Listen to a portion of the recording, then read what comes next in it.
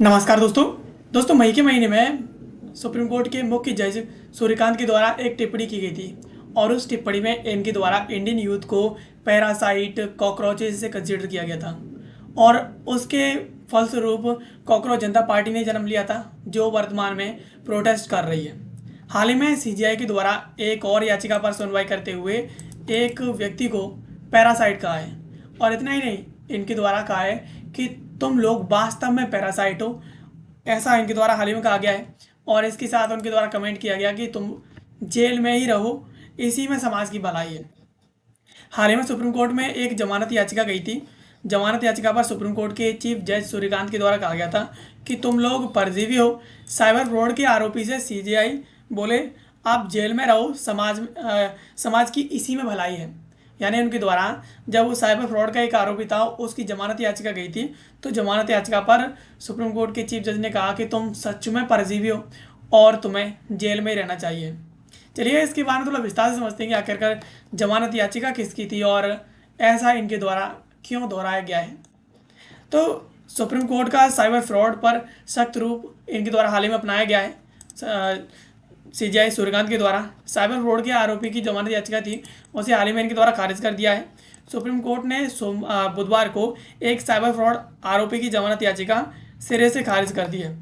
CGI Suryakant की अगुवाई वाली बेंच ने यह फैसला सुनाया है और कोर्ट ने कहा कि साइबर अपराध पूरे देश में निर्दोष लोगों को निशाना बनाते हैं और करोड़ों रुपए की ठगी करते हैं। तो साइबर फ्रॉड अपने आप में बहुत बड़ी चिंताजनक बात है और ऐसे अपराधी कोई भी अगर सामने आए तो उसे कोर्ट को या पुलिस को बख्शना नहीं चाहिए। इसके साथ ही सीजीआई की साइबर अपराधियों पर कड़ी टिप्पणी की बात करें तो सीजीआई ने साइबर ठगों को समाज के परजीवी यानी पैरासाइट कहा। यानी पहले इनके द्वारा कॉकरोच बोला था, पैरासाइट बोला था, वो इंडियन यूथ को बोला था, स्टूडेंट्स को बोला था, लेकिन अब इनके द्वारा इस वर्ड का उपयोग सही जगह पर किया गया है।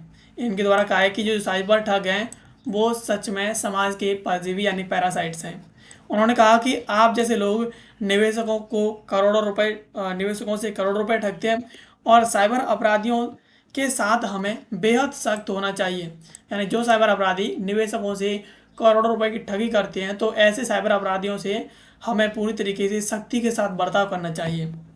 इसके साथ ही सीजीआई ने यह भी कहा कि तुम्हारे शिकार हमेशा पूरे भारत में फैले होते हैं और कभी तमिलनाडु में बैठ के ठगी करते हो तो कभी जम्मू में आ जाते हैं। यानी साइबर ठगों का एक शुरू से रहा है कि साइबर ठग जब भी ठगी करते हैं तो वो एक जगह पर बैठ के ठगी नहीं करते हैं, जिससे उनकी लोकेशन ट्रैकिंग काफ़ी ज़्यादा जो है क्रिटिकल हो जाती है। जो है ट्रैकर्स हैं वो उन्हें ट्रैक ही नहीं कर पाते हैं। इसके अंत में जो सीजीआई है उनके द्वारा कहा कि समाज का हित बस इसी में है कि तुम जेल के अंदर ही रहो। इसके साथ ही साइबर अपराध की जो अंतर्राज्यीय प्रकृति पर चिंता इनके द्वारा जाहिर की गई है। कोर्ट ने रेखांकित किया कि साइबर अपराधी एक राज्य से दूसरे राज्य में जाकर के ठगी करते हैं और इससे अपराध की जांच पकड़ दोनों मुश्किल हो जाती है। यानी इनकी जांच ही नहीं कर पाते हैं कि आखिरकार साइबर अपराध किस राज्य से या कहाँ से किया गया है। इसके साथ ही कोर्ट ने इशारा किया कि ऐसे अपराधों को रोकने के लिए कोर्ट को कड़ा रवैया जो है अपनाने की ज़रूरत है ताकि भविष्य में इस प्रकार से कोई भी साइबर ठगी ना कर सके। इसके साथ ही सीजीआई की कॉकरोच वाली पुरानी टिप्पणी के विवाद की बात करें तो मई में सीजीआई ने एक वकील को सीनियर एडवोकेट का दर्जा देने से इनकार करते हुए कहा था कि कुछ लोग संस्थाओं पर हमला करते हैं। उन्होंने कहा कि कुछ युवा कॉकरोच की तरह हैं, उन्हें कोई रोज़गार नहीं मिलता और वे media, social media, RTI activist बन करके सभी पर अटैक करते हैं। यानी सीजीआई ने कहा था कि कुछ लोग ऐसे लोग हैं जिनको कोई जगह नहीं है, ना उन्हें कोई रोज़गार मिल रहा है, लेकिन ऐसे लोग करते क्या हैं कि वो रोज़गार नहीं मिल रहा है, कुछ भी नहीं है उनके पास, लेकिन वो क्या कर रहे हैं कि कभी मीडिया में घुस जा रहे हैं, कभी सोशल मीडिया में घुस जा रहे हैं, कभी आरटीआई एक्टिविस्ट बन जा रहे हैं। तो इस प्रकार से ये जो है सभी पर अटैक कर रहे हैं। और इस बयान ने अपनी असाधारण तीखी जो भाषा उपयोग की थी, उस भाषा ने सभी का ध्यान अपनी ओर आकर्षित किया था और इसी ध्यान का जो परिणाम था वो ये था कि कॉकरोच जनता पार्टी का जो है जन्म हुआ और कॉकरोच जनता पार्टी जिसके फाउंडर अभिजीत दीपके हैं, इनके द्वारा वर्तमान में प्रोटेस्ट काफ़ी ज़्यादा की जा रही हैं, काफ़ी पीसफुल प्रोटेस्ट की जा रही हैं और इसमें अभी तक कोई दंगा भड़कने की अभी तक बातें नहीं सामने आई है।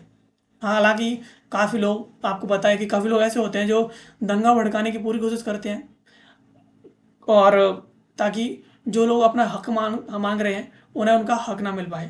तो इस प्रकार से सीजीआई की उस टिप्पणी का ये परिणाम था कि कॉकरोच जनता पार्टी के द्वारा इसका उदय हुआ था। इसके साथ ही इस पर सीजीआई के द्वारा स्पष्टीकरण भी दिया गया था कि उनके बयान को तोड़ मरोड़ कर पेश किया गया है। अगले दिन सीजीआई ने सफाई देते हुए कहा कि उनके बयान को मीडिया के द्वारा गलत तरीके से पेश किया है। उन्होंने कहा कि मैं देख करके बहुत दुखी हूँ कि मीडिया के एक वर्ग ने मेरी बातों को गलत तरीके से उद्धृत किया है। उनका निशाना उन लोगों पर था जो नकली और फर्जी डिग्रियों के आधार पर बार यानी कानूनी पेशे और मीडिया और अन्य सामान्य जो पेशे हैं उनमें घुस जाते हैं। इसके साथ ही सीजीआई ने स्पष्ट किया कि देश के युवाओं की आलोचना करना मेरा बिल्कुल भी इरादा नहीं था।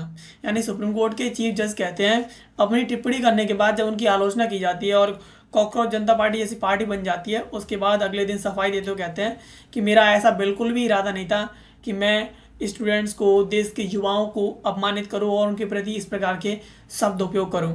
मैंने ये शब्द उपयोग किए थे वो सिर्फ और सिर्फ फर्जी और नकली डिग्रियों वाले लोगों के लिए किए थे जो सम्मानित पेशे हैं, कानून है, इस प्रकार के पेशों में घुस जाते हैं। और उनके द्वारा ये जो वर्ड उपयोग किया गया है वो एक अधिवक्ता को सीनियर एडवोकेट का दर्जा देने से मना करते हुए इस प्रकार के वर्ड इनके द्वारा उपयोग किए गए थे। वर्तमान में इनके द्वारा जो वर्ड बोले गए थे वो वर्ड इतने ज़्यादा सख्त होते गए हैं कि अब इंडियन यूथ अपनी बात जो है एक जरिए के माध्यम से पूरी तरीके से अब रखना शुरू कर दिया है। आपने देखा है कि कॉकरोच जनता पार्टी के फाउंडर जो अभिजीत दिवगे हैं, अगर कॉकरोच जनता पार्टी नहीं होती तो इनका कोई अस्तित्व नहीं होता, और अगर कॉकरोच जनता पार्टी बन गई है तो कॉकरोच जनता पार्टी के जरिए हमें इनका नेतृत्व तो सामने दिख रहा है कि ये किस प्रकार से इंडियन यूथ को लीड कर रहे हैं। इससे कहीं ना कहीं अब इनके द्वारा अब भविष्य में हमें न्याय मिलने की संभावना है कि हाँ, जो इंडियन यूथ है, जो प्रिपरेशन कर रहा है, तैयारी कर रहा है, उनके साथ जो सरकार अन्याय कर रही है वो अन्याय आगे से ना हो।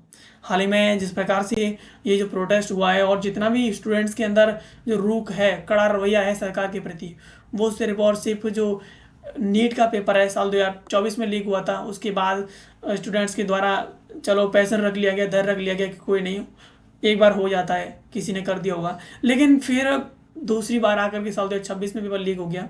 तो ये बार बार जब पेपर लीक हो रहा है तो ऐसा लग रहा है कि पेपर लीक एक भारत की ट्रेडिशन बन गई है। तो इस प्रकार से कहीं ना कहीं अब इस पर इंडियन यूथ जो है अपनी भाषा में बात करना शुरू कर दिया है। और इसको लेकर के जब इंडिया का नीट के पेपर जो है और जेईई एडवांस के जो पेपर हैं उनमें इस प्रकार की लीकेज की खबरें आई थी, और अदर जो छोटे मोटे एग्जाम्स हैं उनकी लीकेज की खबरें तो आती रहती हैं। तो इन सभी को देखते हुए चीन के द्वारा ही भारत की मजाक बनाया था। आपने देखा था कि हाल ही में चीन के द्वारा गाओकाओ जो एग्ज़ाम है, चीन का नेशनल टेस्ट है, जिसके थ्रू चीन जो है स्टूडेंट्स को सीधा जो बड़ी बड़ी यूनिवर्सिटीज़ हैं चीन की, उसमें चीन भर्ती करता है। तो वो उसके द्वारा भी मजाक बनाया था भारत का कि गाओकाओ एग्ज़ाम जो नीट और जेईई की तरह माना जाता है और 2 दिन के अंदर सफलतापूर्वक इसे कंप्लीट करा लिया गया, जिसमें करीब 1,30,00,000 से अधिक स्टूडेंट्स के द्वारा पार्टिसिपेट किया गया था। तो इस प्रकार से उनके द्वारा काफ़ी ज़्यादा चाइनीज जो एम्बेसी है भारत के अंदर, उसके द्वारा भारत का काफ़ी मजाक बनाया था। तो इस प्रकार से अब सीजीआई के द्वारा अपने वर्ड्स को मेरे को लगता है पहली बार सही जगह पर इस्तेमाल किया है। पहले जो इनके द्वारा बोला गया था वो काफ़ी गलत था और स्टूडेंट्स के ऊपर, हमारे ऊपर काफ़ी ज़्यादा उसने गहरा आघात किया था। खैर, ये एक छोटा सवाल है, इसका जवाब आपको कमेंट बॉक्स में देना है। सुप्रीम कोर्ट से संबंधित है कि सुप्रीम कोर्ट की स्थापना, जो भारत का सर्वोच्च न्यायालय है, उसकी स्थापना कब हुई थी। आपके पास ऑप्शन हैं। ऑप्शन ए है 28 जनवरी 1950 को हुई थी, बी है 21 मार्च 1946 को हुई थी, सी है 2 अक्टूबर 1869 को हुई थी, या फिर डी है 18 दिसंबर 1985 को हुई थी। तो सुप्रीम कोर्ट की स्थापना कब हुई थी, इसका जवाब आपको कमेंट बॉक्स में देना है। इसके साथ ही हमारे वीडियो में यहाँ तक बने रहने के लिए आप सभी का बहुत बहुत धन्यवाद।